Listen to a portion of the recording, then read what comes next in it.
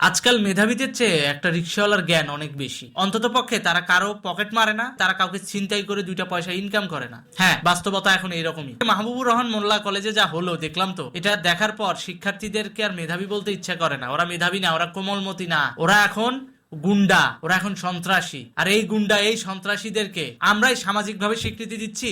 আমাদেরকে এই ভবিষ্যতে রাস্তাঘাটে পাইলে এই যে চেন ছিনতাই করবে, কানের দুল ছিনতাই করবে, এরাই, এই ছাত্ররাই ফিউচারে কি হবে জানেন? আপনি আমি রাস্তায় নিরাপদে বের হতে পারবো না, কারণ এই ছাত্ররা এখন অটোপাস নিয়ে শিক্ষিত লেবাস পাইছে না। ভবিষ্যতে যখন এরা যোগ্যতার জায়গায় যাবে, যখন যোগ্যতা তাদের থাকবে না, স্বভাবতই চাকরিও পাবে না, তখন কি করবে? হতাশ হবে। হতাশ হয়ে কি করবে? ওই রাস্তায় নেমে এসে আপনার আমার পকেট মারবে, আপনার আমার স্বর্ণ ছিনতাই করবে, আপনার আমার মা বোনকে গলায় ছুরি বসায় টাকা আদায় করবে। এটাই হবে। আর এগুলাকেই কিশোর গ্যাং হিসেবে দীর্ঘদিন ধরে ট্রিট করে আসছিল আইন শৃঙ্খলা রক্ষাকারী বাহিনী। ওই সময় যদি আমরা আইন শৃঙ্খলা রক্ষাকারী বাহিনীকে সহযোগিতা করতাম মহল্লা ভিত্তিক ভাবে, তাহলে আজকে এই দিন দেখা লাগতো না। আজকে মাহবুবুর রহমান মোল্লা কলেজ আক্রান্ত হতো না। যে পরিস্থিতিগুলো আজকে দেখতে পাচ্ছি, এই স্টুডেন্টরাই তো যাচ্ছে বিভিন্ন জায়গায়, বিভিন্ন আন্দোলনে, পিকেটিং এ দল বেঁধে যাচ্ছে। কি জন্য? Circle, ring by ring. এই যে সার্কেল, রিং বাই রিং, এই জিনিসটা মেনটেন করতে যে আপনার সন্তান যে খারাপ হচ্ছে, এই দিকে অভিভাবক হিসেবে আপনাদের কি খেয়াল রাখা উচিত না? এদের বাবা মাই বা কেমন? এদের বাবা মা কি নিজেরা এদেরকে কোনো সঠিক শিক্ষা দিতে পেরেছে? মনে তো হয় না পেরেছে। কারণ আজকে বলতে গেলে মেজাজ খারাপ হয়ে যাচ্ছে, যার কারণে আমার ফার্মলিংও হচ্ছে, কিন্তু বলতে বাধ্য হচ্ছি। এখনকার জেনারেশনের যেই স্টুডেন্ট, এরা কখনো শান্তিতে বসবাস করতে পারবে না। আমি বললাম, লিখে রাখেন। কেন পারবে না জানেন? কারণ পৃথিবী, প্রকৃতি একটা ন্যাচারাল ওয়ের মধ্যে দিয়ে যাতায়াত করে। সেটা হচ্ছে কি, টিট ফর ট্যাট। আপনি যেরকম করবেন সেরকম রিটার্ন পাবেন। তো ওরা যেরকম ভাঙচুর করতেছে, ওরা যেরকম লুটপাট চালাচ্ছে বিভিন্ন একাডেমিতে, যে ওরা কি মনে করেন ভালো থাকবে? মোটেও ভালো থাকবে না। এই যে 24-এ যারা যারা পাশ করছে, এটা সবাই মার্কেবল হয়ে আছেন। মনে করেন বড় বড় প্রতিষ্ঠান যারা আছেন, আপনাদেরকে কেউই নিয়োগ দেবে না। চাকরি ভুলা যান, চাকরি পাবেন না। কেন পাবেন না জানেন? এই যে আপনাদের এই আচরণের কারণে। কারণ আমি তো বলে রাখছি, আমার প্রতিষ্ঠানে 2024 সালে আর 21 সালে পাশ করা কোনো শিক্ষার্থীকে আমি নিয়োগ দিব না। এটা কনফার্ম। কারণ এরা হচ্ছে সব সময় উচ্ছৃঙ্খলতা, গুন্ডাবাজি, লুটতারাজ, যেগুলো আমরা দেখে আসতেছি, শিক্ষকদের ঘাট ধরে পদত্যাগ করানো, এই ধরনের অপকর্মের সাথে জড়িত। তাহলে এই জেনারেশনকে কেন কোনো প্রতিষ্ঠান চাকরি দিবে বলেন? কোন প্রতিষ্ঠান দিবে চাকরি?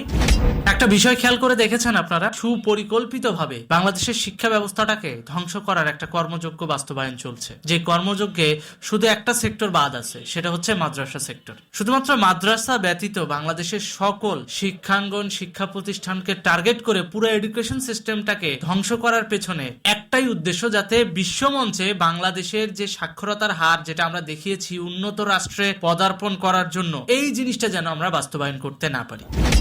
হ্যাঁ, তারই অংশ হিসেবে এই যে শিক্ষকদের জোর করে পদত্যাগ করানো, শিক্ষার্থীদেরকে উস্কে দেওয়া, এমনকি শেখ হাসিনার পদত্যাগ, এই প্রত্যেকটা বিষয় সুপরিকল্পিতভাবে করা হয়েছে, যাতে এটা বোঝানো যায় যে বাংলাদেশে লেখাপড়ার মানুষ অনেক আছে, সার্টিফিকেটধারী অনেক আছে, কিন্তু প্রকৃতপক্ষে শিক্ষিত মানুষ নাই, যারা কিনা যুক্তি বা বুদ্ধি দিয়ে বোঝে কোনো কিছু, এটা নাই।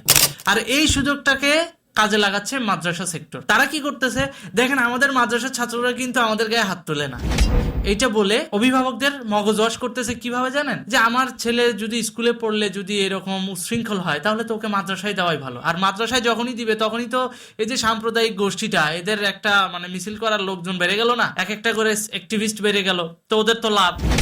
মাদ্রাসার ব্যবসা করে আর কয় টাকা আসে? কিংবা মাদ্রাসার পড়ায় আর কয় টাকা আসে? এই মাদ্রাসাগুলোতে যে পরিমাণ কূটনৈতিক ফান্ডিং হয়, যেই পরিমাণ গোপনে গোয়েন্দা ফান্ডিং হয়, এই গোয়েন্দা ফান্ডিং গুলো এই মাদ্রাসা কমিটিরা এক্সট্রা ইনকাম হিসেবে নিজেদের কাজে লাগায়। সবসময় একটা জিনিস মাথায় রাখবেন, যদি কখনো এতিমদেরকে খাওয়াইতে চান, তাহলে এতিমখানায় টাকা দিবেন না। লাগলে এতিমদেরকে বাসায় ডেকে এনে নিজের হাতে খাওয়াবেন, এটা ভালো। কিন্তু কখনো এতিমখানায় টাকা দেবেন না, মানে এই টাকাটা তখন এতিমরা পায় না। এতিমদের মাথা বিক্রি করে মাদ্রাসা কর্তৃপক্ষ এটা নিয়ে ব্যবসা করে। বাংলাদেশে এটাই হচ্ছে। এই যে গত পরশুদিন আমরা যেটা দেখলাম, মাহবুবুর রহমান মোল্লা কলেজে রীতিমতো গণভবন স্টাইলে লুট করা হয়েছে, এই জিনিসগুলো দেখে বিশ্বমঞ্চে আমাদের বাংলাদেশের অবস্থান কি ভালো থাকবে? মোটেও না।